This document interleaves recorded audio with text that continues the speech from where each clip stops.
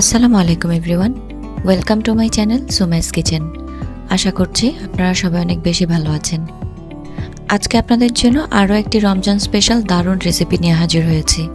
চাইলে আপনি আপনার ইফতারের মেনুতে এই পটেটো স্টিক রোলটি রাখতে পারেন, অথবা বিকালে স্ন্যাক্সে যদি কেউ এটা পায় তাহলে কিন্তু দারুণ খুশি হয়ে যাবে।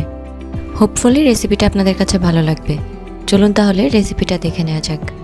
প্রথমে আমি 3টি মিডিয়াম সাইজের আলু ছোট ছোট করে সিদ্ধ করে নিয়েছি, আর সেদ্ধ আলু থেকে খোসা ছাড়িয়ে নিয়েছি। এবার এই আলুগুলোকে আমি গরম অবস্থাতেই ম্যাশ করে নিব। আলু ঠান্ডা হয়ে গেলে কিন্তু শক্ত হয়ে যায়, সেক্ষেত্রে ম্যাশ করতে কিন্তু কষ্ট হতে পারে। আমার সবগুলো আলুই ম্যাশ করা হয়ে গেছে। এবার এখানে আমি হাফ কাপ পরিমাণ বেরেস্তা দিয়ে দিচ্ছি।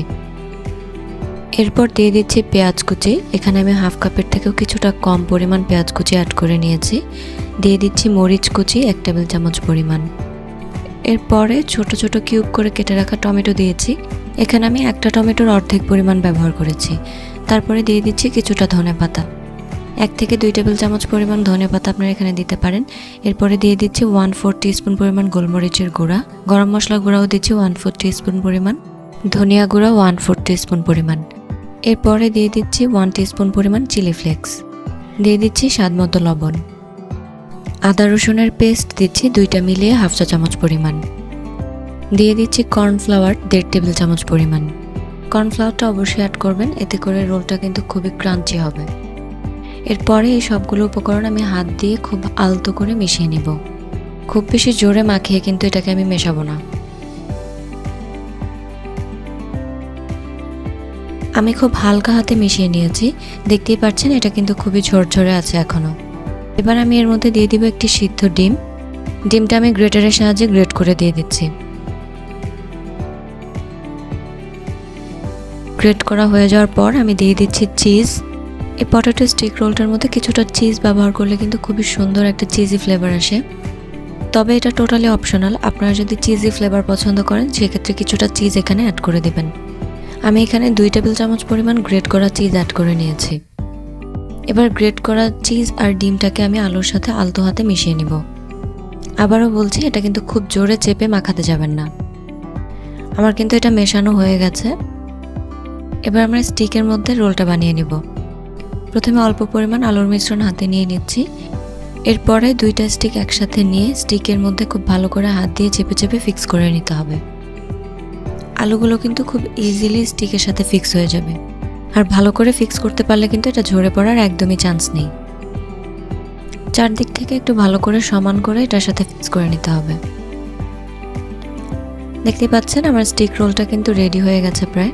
আমি ঠিক সেম ওয়েতেই সবগুলো রোল বানিয়ে নিব। দেখতে পাচ্ছেন আমার স্টিক রোলগুলো বানানো হয়ে গেছে। এবার এই রোলগুলোকে কোট করার জন্য আমি ময়দার ব্যাটার বানিয়ে নিব। একটি বাটিতে আমি হাফ কাপ পরিমাণ ময়দা নিয়ে নিচ্ছি। এরপরে দিয়ে দিচ্ছি নর্মাল পানি। অল্প অল্প করে পানি অ্যাড করে হ্যান্ড হুইস্কের সাহায্যে বারবার মিশিয়ে নিতে হবে।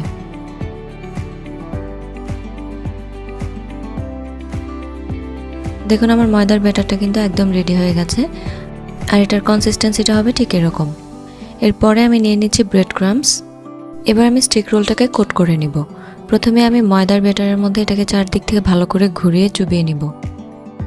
সব দিকে খুব ভালোভাবে লাগাতে হবে অবশ্যই।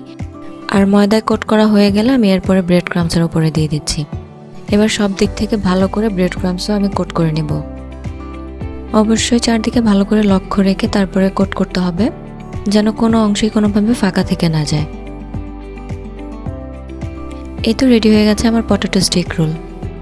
একইভাবে আমি সবগুলো রোলকেই কোট করে নিব। সবগুলো স্টিক রোল আমার কোট করা হয়ে গেছে। এরপর এগুলোকে আমরা ফ্রাই করে নিব।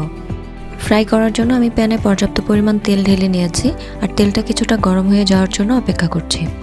তেলটা কিছুটা গরম হয়ে যাওয়ার পর আমি এক এক করে এখানে স্টিক রোলগুলো দিয়ে দিব। এই রোলগুলোকে অবশ্যই মিডিয়াম টু লো হিটে রেখে ভাজতে হবে। খুব লো হিট বা হাই হিটে কিন্তু এটাকে ভাজা যাবে না। এক পাশে ভাজা হয়ে গেলে অপর পাশটাও উল্টে দিয়ে চারদিকেই খুব ভালোভাবে ফ্রাই করে নিতে হবে। আমি রোলগুলোকে একবার করে উল্টে দিয়েছি, উল্টে ভেজে নিয়েছি। রোলগুলো কিন্তু এই অবস্থায় ভাজা হয়ে গেছে। ভাজা হয়ে যাওয়ার পর এগুলোকে আমি যতটুকু সম্ভব তেল ঝরিয়ে উঠিয়ে নিচ্ছি। সবগুলো রোল আমি এক এক করে উঠিয়ে নিচ্ছি। সেম ওয়েতে আমি বাকি রোলগুলোও ভেজে নেব। চারপাশ থেকেই খুব ভালোভাবে উল্টে পাল্টে ভেজে নিতে হবে। ভাজা হয়ে যাওয়ার পর এগুলোকে আমি তেল ঝরিয়ে উঠিয়ে নিচ্ছি। দেখতেই পাচ্ছেন রোলগুলো দেখতে কতটা সুন্দর হয়েছে। তৈরি হয়ে গেছে দারুণ স্বাদের পটেটো স্টিক রোল। এই স্টিক রোলটা খেতে এতই বেশি মজা যেটা আপনি নিজে ট্রাই না করলে বিশ্বাস করবেন না। এটা খেতে উপর থেকে খুবই ক্রাঞ্চি হয় আর ভেতরে একদম সফট। এই রোলে ইউজ করা সবগুলো ইনগ্রিডিয়েন্টের কম্বিনেশন এই রোলটাকে অনেক বেশি মজার করে তোলে। বাচ্চা থেকে বড়রা যে কেউ কিন্তু এই রোলটা খেতে অনেক বেশি পছন্দ করবে। আর আপনার রমজান মাসের ইফতারকে আরেকটু স্পেশাল করতে চাইলে অবশ্যই এই পটেটো স্টিক রোলটি একদিন হলেও ট্রাই করে দেখবেন। আশা করছি আমার আজকের রেসিপিটি আপনাদের ভালো লেগেছে। আর রেসিপিটা ট্রাই করে থাকলে অবশ্যই কমেন্ট সেকশনে এসে আপনার ফিডব্যাক জানাবেন। এরকম দারুণ দারুণ আরও রেসিপি পেতে অবশ্যই আমার চ্যানেলটি সাবস্ক্রাইব করে পাশে থাকা বেল আইকনটা প্রেস করে দিবেন। দেখা হবে আবারও নতুন কোনো রেসিপি নিয়ে। আল্লাহ হাফিজ।